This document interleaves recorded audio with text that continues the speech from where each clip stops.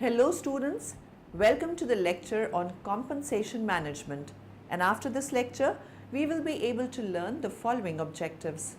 Understand the concept of compensation management, discuss job evaluation. Let's start with what employee compensation is. Employee compensation plays a key role because it is at the heart of the employment relationship, being of critical importance to both employees and employers. Employees typically depend on wages, salaries, and so forth to provide a large share of their income and on benefits to provide income and health security. For employers, compensation decisions influence their cost of doing business and thus their ability to sell at a competitive price in the product market. In addition, compensation decisions influence the employer's ability to compete for employees in the labor market, attract and retain, as well as their attitudes and behaviors while with the employer. Employee compensation practices differ across employment units. Example, organizations, business units, and facilities on several dimensions.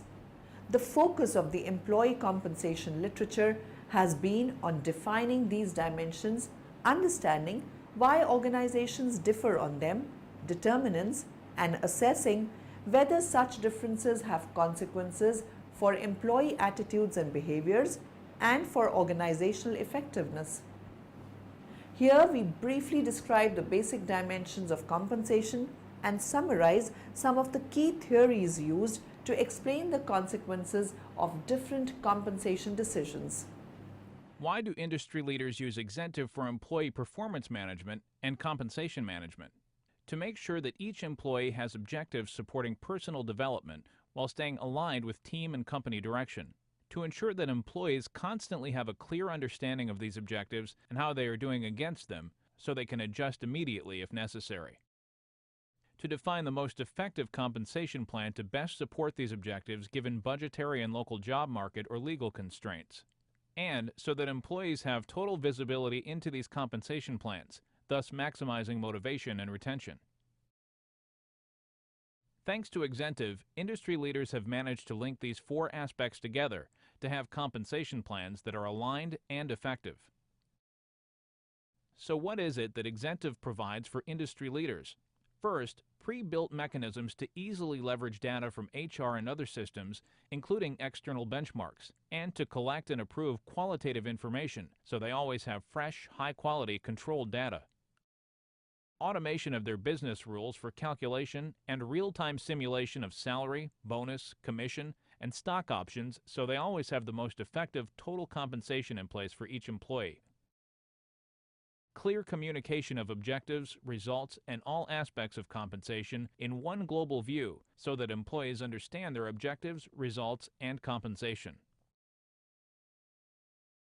A process flow to ensure performance and compensation management is in the hands of local managers under the control of human resources so that these processes are executed much faster while empowering local managers. Whether they use exemptive for managing employee performance, compensation, or both, they benefit from a more efficient process that delivers higher employee motivation and retention. Working with exemptive, industry leaders are staying ahead of their competitors. So, what is HR? It's a simple question. But what's with all the confusing answers? Boring. So, here's a simple answer. Introducing what is HR? HR stands for Human Resources. Obvious, right? But what does it actually mean? It's about managing your people to make money. I know what you're thinking, but HR is all just fluff. Well, you're wrong. Take a look at your balance sheet. What is your biggest cost? It's that massive payroll bill, right? You'd hardly call that fluff. So why wouldn't you maximize this huge investment? Human resource is the most vital resource for any organization. It is responsible for each and every decision taken, each and every work done, and each and every result. Employees should be managed properly and motivated by providing best remuneration and compensation as per the industry standards. The lucrative compensation will also serve the need for attracting and retaining the best employees. Compensation is the remuneration received by an employee in return for his or her contribution to the organization.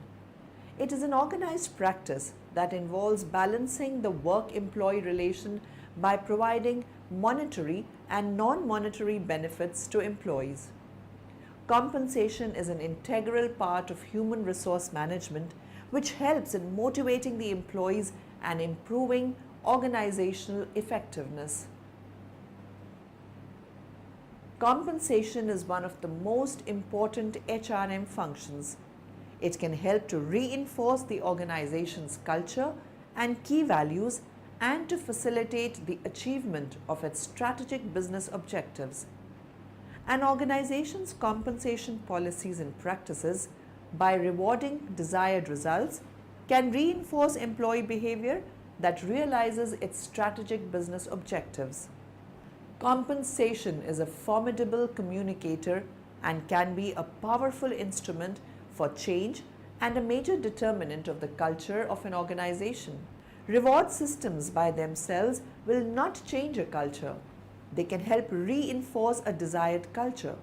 Individual pay for performance undermines collective employment relations and marginalizes unions, which in turn explains union hostility towards such compensation approaches. If there is any significant mismatch between compensation and organizational strategy, it is likely to result in major barriers to the achievements of strategic business objectives. For many organizations, employee compensation is the biggest single cost of doing business. Pay and benefit costs, according to O'Neill, are the largest single operating expense for most service companies and typically the second or third highest expense category in manufacturing.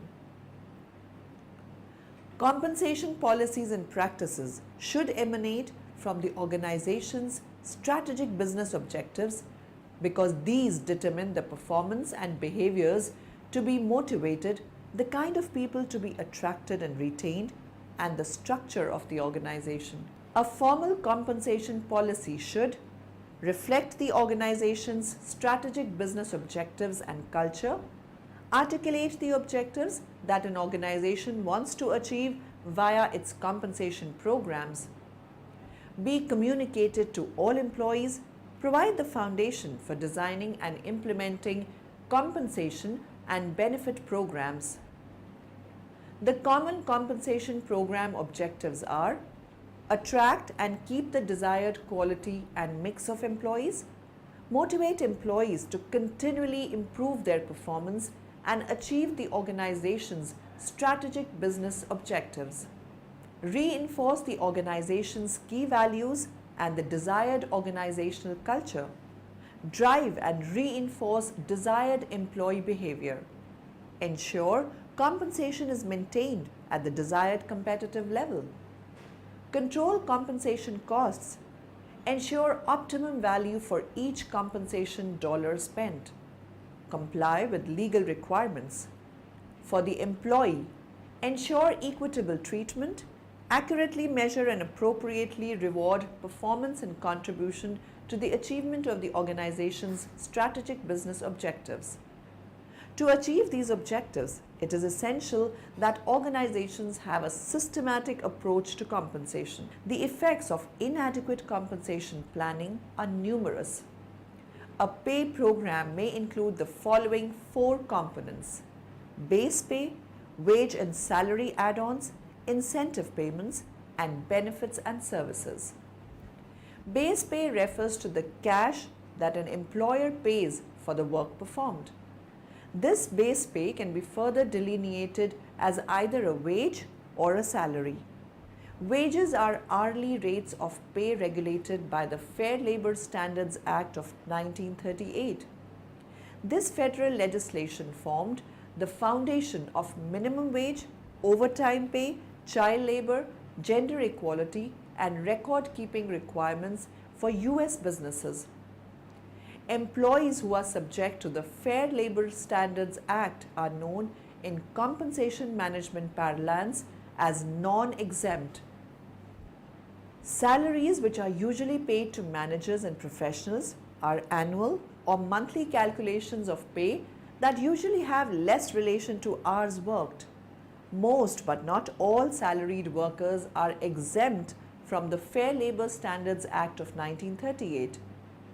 Wage and salary add-ons include cost of living adjustments or COLAs, overtime, holiday and other premium wages, travel and apparel expenses, and a host of related forms of premiums and reimbursements. Wage and salary add-ons are used to compensate employees for work above and beyond their normal work schedules or to reimburse them for expenses related to their jobs. COLAs are usually across the board contractual increases tied to an economic indicator such as the Consumer Price Index that reports an increase in the cost of living. Incentive payments refer to funds employees receive for meeting performance or output goals as well as to seniority and merit pay. Companies provide these forms of compensation to influence employee behavior, improve productivity, and reward employees for their years of service or their strong job performance. Finally, benefits and services include paid time off, health insurance, deferred income such as pension and profit sharing programs, company cars, fitness club memberships, child care services, and tuition reimbursement. Social Security, workers' compensation, and unemployment compensation are three legally required benefits. Since its initial passage in 1935, the Social Security Act has been amended and expanded to protect workers and their families from losses due to retirement, disability, and/or death. Employers, employees, and the self-employed make contributions to the Social Security Fund over the course of their careers. Workers' compensation benefits have evolved from the early 1900s when rising industrial accident rates prompted state legislatures to action. All 50 states have enacted laws designed to compensate victims, minimize accident-related litigation, reduce on-the-job accidents, and provide treatment and/or rehabilitation where applicable. Unemployment insurance is designed to help workers through the unexpected loss of a job. Employers pay the premiums for unemployment insurance in the form of variable federal and state taxes. Workers who become unemployed and meet preset eligibility requirements receive weekly benefits. Benefits may also come in the form of protection programs such as life and health insurance and pensions and retirement plans. Group life insurance is one of the most widely offered benefits because of its cost effectiveness. Most employers shoulder the premiums for employees and sometimes retirees, but end coverage at employee termination. Group health insurance has also become an expected component of benefits plans. Employers typically choose between 5 prevalent systems: community-based, commercial insurance, self-insurance, health maintenance organization, or preferred provider. Each of these systems has advantages and drawbacks, and in an era of skyrocketing medical costs and impending federal and/or state supervision of the healthcare industry, this aspect of compensation management has become even more complex. Pension and retirement plans include defined benefit plans and defined contribution plans. As many as 80% of pension plan participants are the beneficiaries of defined benefit plans. In such a program, the employer promises a fixed pension level, either in terms of a dollar amount or a percentage of earnings scaled to seniority. Defined contribution plans specify the amount an employer will set aside in an investment fund for the benefit of each employee.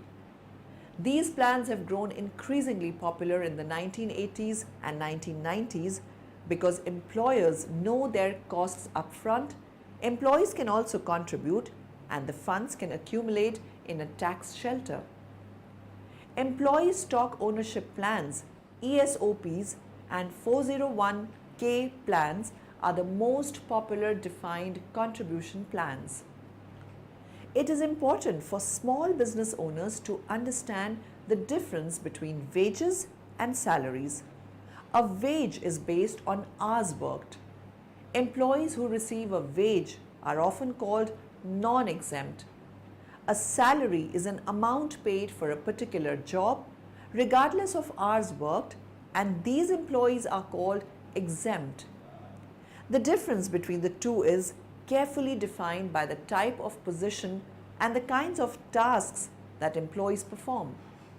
In general, exempt employees include executives, administrative and professional employees, and others as defined by the Fair Labor Standards Act of 1938.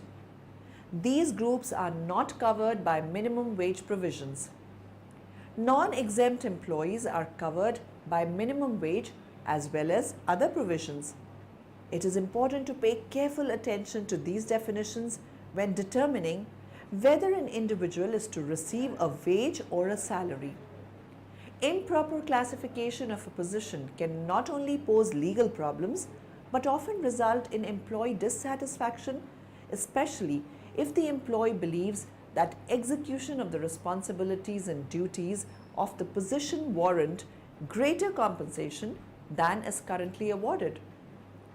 When setting the level of an employee's monetary compensation, several factors must be considered. First and foremost, wages must be set high enough to motivate and attract good employees.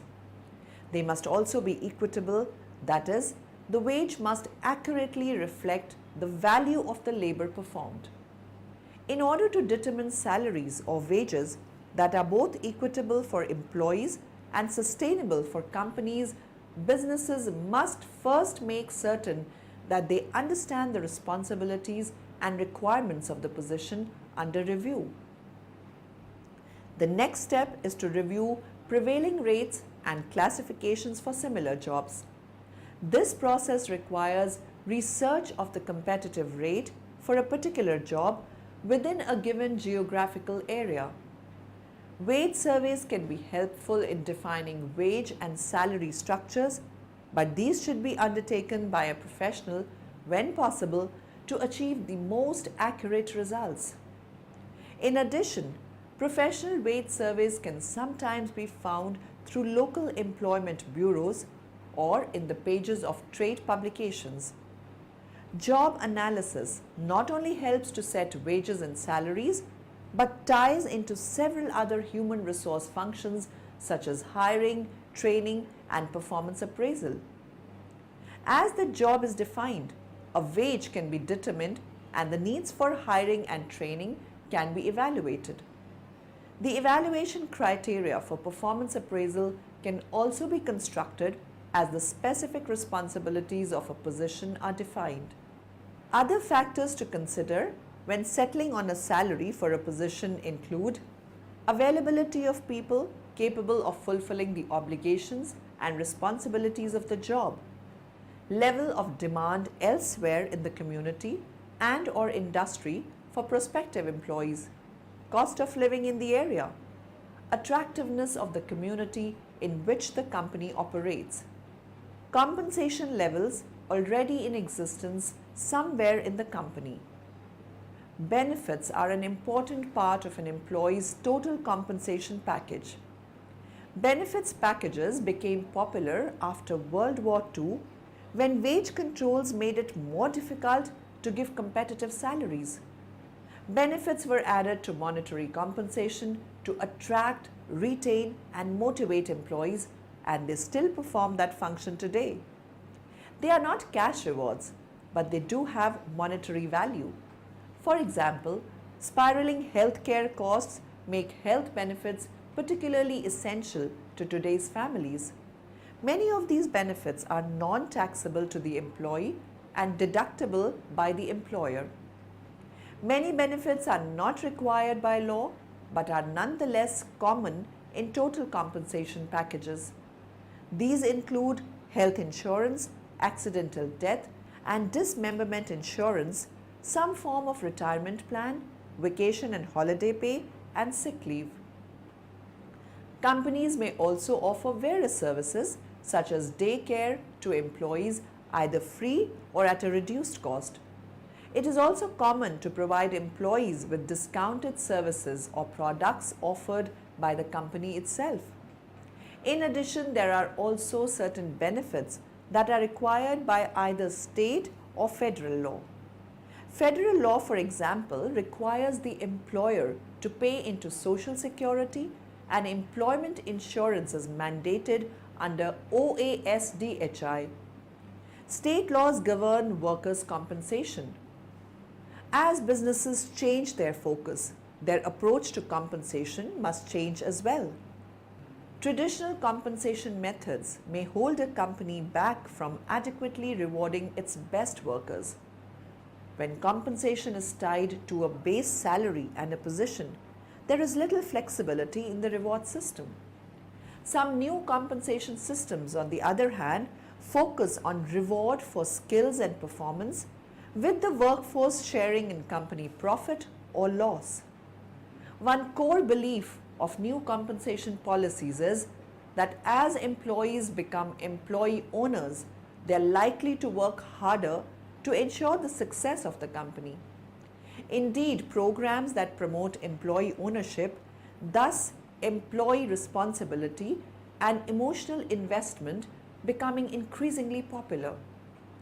Examples of these types of programs include gain sharing, in which employees earn bonuses by finding ways to save the company money; pay for knowledge, in which compensation is based on job knowledge and skill rather than on position, and in which employees can increase base pay by learning a variety of jobs; and incentive plans such as employee stock option plans, ESOPs. Pay for performance, probably the most popular of the newer concepts in compensation, is the easiest to understand compensation based on performance. These programs, sometimes referred to as variable pay programs, generally offer compensation incentives based on employee performance or on the performance of a team. Pay for performance rewards high performance and does not reward mediocre or low performance, and is the definition of the merit system. In a true merit-based system, there are a few conditions which must be satisfied for it to be meaningful. Differences in performance must mean something to the business. If there is little difference between a high performer and a mediocre one, merit pay would not work.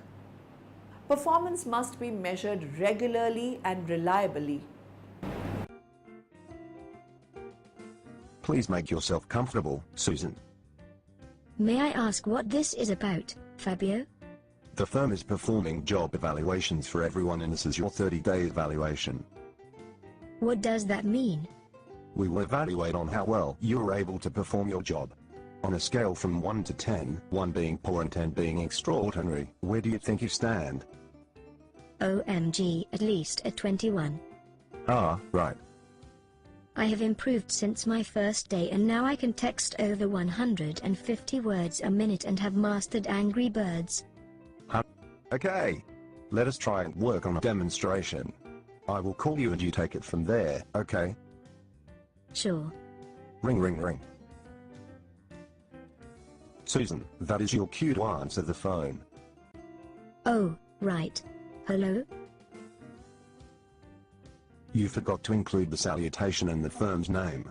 We are going to have to continue this evaluation at a future time.